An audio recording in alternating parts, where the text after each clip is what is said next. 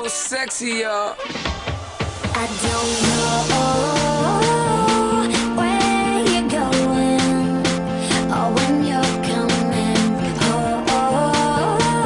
I left the keys under the mat to our front door.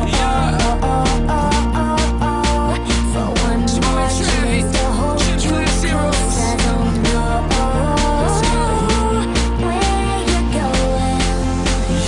Get your ass back. We both knew this type of life didn't come with instructions, so I'm trying to do my best to make something out of nothing. And sometimes it gets downright shitty. In fact, when you callin', I don't even know what city I'm at, or what day of the week, in the middle of a month, in a year I don't recall. It's like my life's on repeat. And the last time we spoke, I told you I wouldn't be long.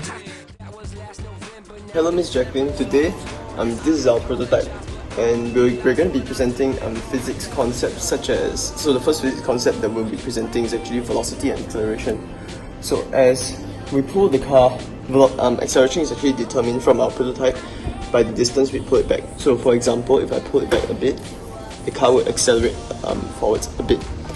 It will have very little acceleration, but if we pull it all the way backwards, as you can see, it will actually accelerate further. Now for inertia, as you can see, this is our prototype. From our prototype here, as we pull it back and we release it, as you can see, the car actually jerks forward and backwards.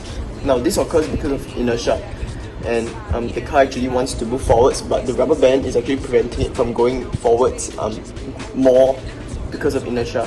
The rubber band is actually preventing it from actually moving further than expected, and it pulls it back to its known position. And I'll show you again the demonstration. Yep, as you can see, it jerks backwards a bit, and this is actually caused by inertia and of course the rubber band. And next I'm actually going to talk about friction. Now our car has re-glued the wheels over here so that there's friction, there's contact between the wheels and the floor, which actually provides friction, and we added more weight to actually make the friction actually greater in our prototype, so our prototype will actually work smoothly with friction. And for the fourth concept that we'll be talking about in our prototype is actually strain and elasticity.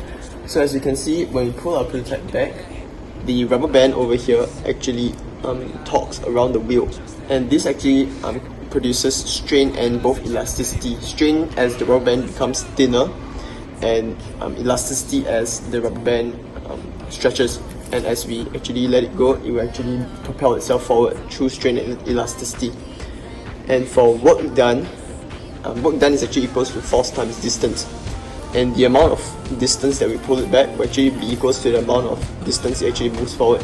So let's say I will start at that black line over there, and if I move it backwards up to here, it will actually reach that black line, that black shadow again.